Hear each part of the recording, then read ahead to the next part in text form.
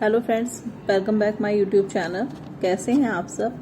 I hope आप सभी अपने घरों में सुरक्षित होंगे।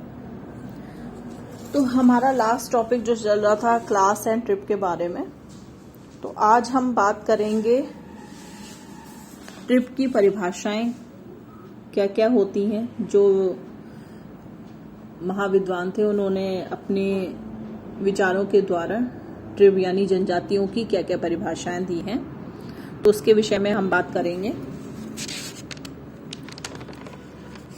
तो इसमें मैंने आप लोग को ट्रिप के बारे में उसका मीनिंग बता दिया था अपने पिछले वीडियो में, और वर्ग और जाति के बीच जो भी अंतर होता है उनके बारे में बता दिया था कि आखिर क्या क्या डिफरेंस होता है वर्ग में, जाति में और जनजाति में।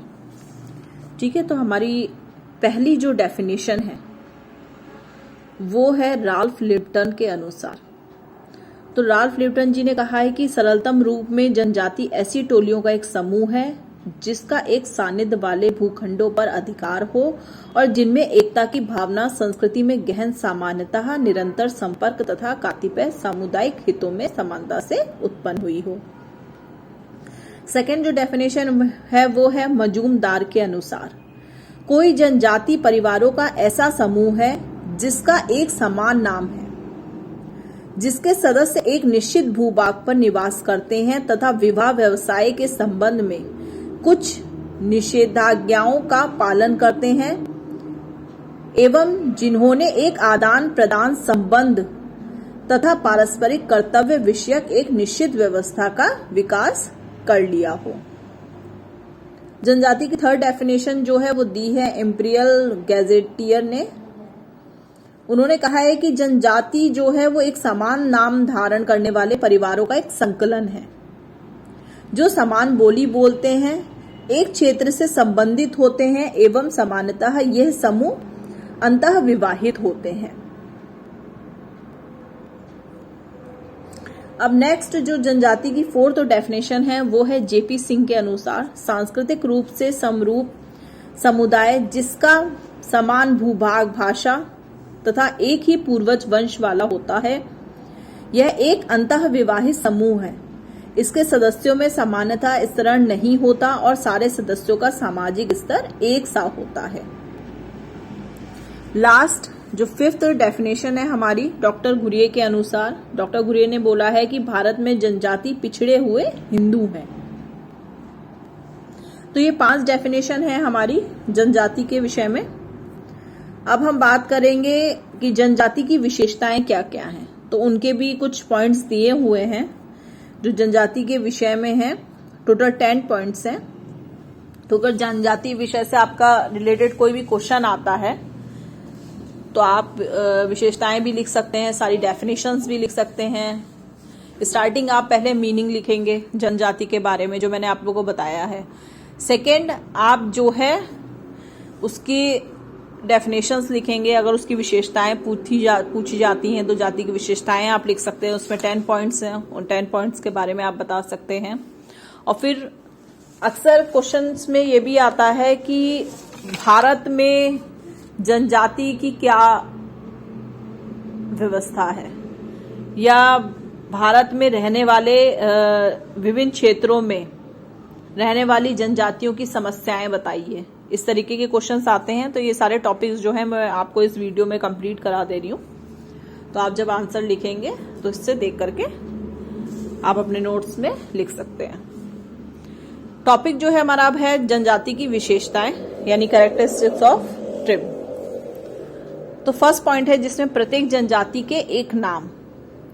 सभी जनजाति समूह के अलग अलग नाम होता है जिसके द्वार से उसे ही पहचाना जाता है। सेकेंड है सामान्य भूभाग। जनजातियों का संबंध निश्चित भूभाग से होता है। निश्चित भूभाग में निवास करने से उनमें सामुदायिक भावना का विकास होता है। थर्ड पॉइंट जो है वो है जनजातियां परिवारों का समूह है। एक जनजाति में समान लक्षण वाले परिवारों का समूह होता है। कुछ परिवारों से मिलकर एक नातेदारी समूह का निर्माण होता है और इसी तरह नातेदारी समूहों के अंतः संबंधों के आधार पर जनजाति समूह विकसित हो जाता है। फोर्थ है सामान्य भाषा। जनजाति की अपनी एक सामान्य भाषा होती है जिसका उपयोग वे अपने विचारों के आदान प्रदान के लिए करती है। फिफ्थ पॉइंट है शिक्षा का अभाव। जनजाति समूह में शिक्षा का अभाव बहुत ही अधिक होता है। भारत सरकार ने शिक्षा के अभाव को दूर करने के लिए अनेक कदम भी उठाए हैं। जो ये शिक्षा का अभाव है ये जनजाति के लिए एक सबसे बड़ी समस्या है, क्योंकि वहाँ के लोग जो हैं उनके पास कई प्रकार की सुविधाएं जो हैं वो नहीं हैं। उनको बहुत ही एक लाचार पूर्वक जीवन जीना पड़ता है, क्योंकि शिक्षा का अभाव होने के कारण उनको नहीं पता है कि हमें अपने मार्ग में या आगे आने वाले समय में किस तरीके से अपना समय व्यतीत करना है। उनको यहाँ की जो नई नई टेक्नोलॉजी या डेवलप हो रही है उनको उसके विषय में कोई भी जानकारी नहीं है, क्योंकि वहाँ शिक्षा का अभाव है। वहाँ कोई भी मनुष्य जो है वो पढ़ा लिखा नहीं होता है।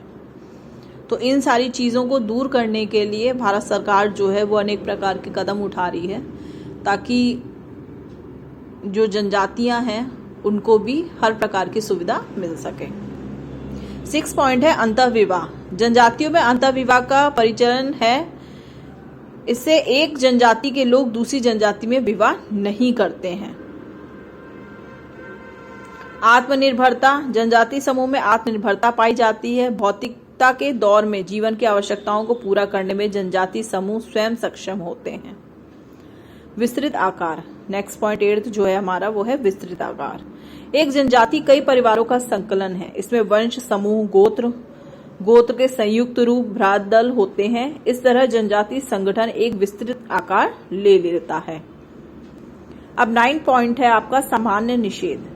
जनजाति जीवन में रहन सहन के तरीकों, विश्वास तरीकों एवं संबंध निर्वाह के तरीकों में कुछ निश्चित निषेधों का पालन किया जाता है। निषेधाज्ञाओं का पालन जनजाति संस्कृति की महत्वपूर्ण विशेषता है। अब जो लास्ट पॉइंट है हमारा 10th वो है जनजाति परिवारों का समूह है। तो एक जनजाति में समान लक्षण वाले परिवारों का समूह होता है। दरअसल कुछ परिवारों से मिलकर एक नातेदारी समूह का निर्माण होता है और इसी तरह नातेदारी समूहों के अंतः संबंधों के आधार पर जनजाति समूह विकसित हो जाती है। तो ये जनजाति की विशेषताएं थी, उनके 10 पॉइंट्स थे जो मैंने आप लोग को बताए हैं। अब हम बात करेंगे भारत के विभिन्न क्षेत्रों में रहने वाली जनजातियों की समस्याएं।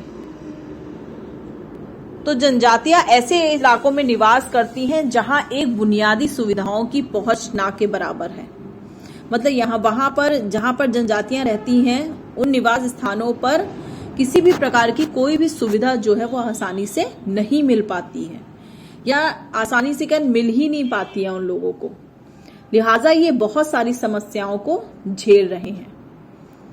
तो इसमें फर्स्ट पॉइंट है, अगर बात करें सामाजिक समस्याओं की, तो आज भी सामाजिक संपर्क स्थापित करने में अपने आप को सहज नहीं पाती हैं। इस कारण ये सामाजिक सांस्कृतिक अलगाव, भूमि अलगाव, अस्पृश्यता की भावना महसूस करती हैं। इसी के साथ इनमें शिक्षा, मनोरंजन, स्वास्थ्य तथा पोषण संबंधी सुविधाओं से वंचन की स्थिति भी मिलती है।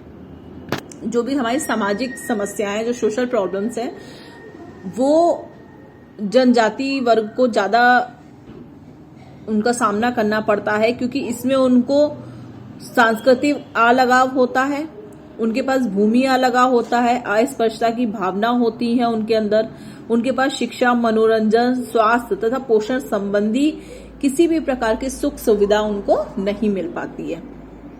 सेकंड है, आज भी जनजाति समुदायों का एक बहुत बड़ा वर्ग जो है वो निरक्षर है, जिसे ये आम बोलचाल की भाषा को समझ नहीं पाती हैं, क्योंकि वो पढ़े लिखे नहीं होते हैं, तो उन्हें समझ ही नहीं आता है कि हिंदी लैंग्वेज में क्या है या इंग्लिश में क्या है। सरकार की कौन कौन सी योजनाएं इन सबके लिए हैं जिसकी जानकारी इनको नहीं हो पाती है। अब पढ़ा लिखा अगर इंसान होगा तो उसको हर चीज की खबर होगी, नई नई टेक्नोलॉजी जो जो यूज की जा रही है उसके बारे में सारी जानकारियां होंगी। तो जो भारत सरकार के द्वारा इन लोगों के लिए जो भी कदम उठाए जा रहे हैं, क्योंकि ये पढ़े लिखे हुए नहीं होते हैं, तो इसलिए इनके लिए ये सारी चीजें समझना मुश्किल हो जाता है।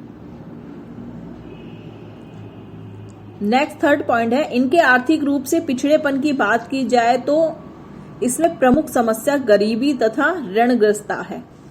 आज भी जनजातियों के समुदाय का एक तबका रहता है जो दूसरों के घरों में काम कर अपना जीवन यापन कर रहा है। माँ बाप आर्थिक तंगी के कारण अपने बच्चों को पढ़ा लिखा नहीं पाते हैं तथा पैसे के लिए उन्हें बड़े बड़े व्यवसायियों या दलालों को बेच देते हैं। लिहाजा बच्चे या तो समाज के घृणित से घृणित कार्य करने को अपनाने हेतु विवश हो जाते हैं, अन्यथा उन्हें मानव तस्करी का सामना करना पड़ता है। रही बात लड़कियों की, तो उन्हें अमूमन वेश्यावृत्ति जैसे घिनौने दलदल में धकेल दिया जाता है। दरअसल जनजातियों के पिछड़ेपन का सबसे बड़ा कारण उनका आर्थिक रूप से पिछड़ापन ही है, जो उनके लिए उनकी काफी या बाकी सुविधाओं से उन्हें वंचित रखता है। अब जब आर्थिक रूप से पिछड़े हैं तो उसमें उनकी सबसे बड़ी समस्या जो है वो उनकी गरीबी होती है। जब इंसान गरीब होता है तो कहीं ना कहीं वो दूसरों के घरों में काम करके अपना जीवन यापन करते हैं, और आर्थिक तंगी के कारण अगर माँ बाप के पास बच्चों के लिए पैसे नहीं हैं, उन्हें पढ़ाने लिखाने की सुविधाएं नहीं हैं, तो बच्चे भी काम करके ही आगे चल के बड़े होते हैं, जिसमें जो लड़के होते हैं वो उनको या तो दलालों को या बड़े व्यवसायों को काम करने के लिए उनको लगा दिया जाता है, और लड़कियों को दूसरों को बेच दिया जाता है वेश्यावृत्ति के कार्य के लिए। तो ये कुछ ऐसी समस्याएं हैं जिसके कारण जो जनजाति के अंतर्गत रहने वाली प्रजाति है वो कई मुश्किलों का सामना जो है वो कर रही है।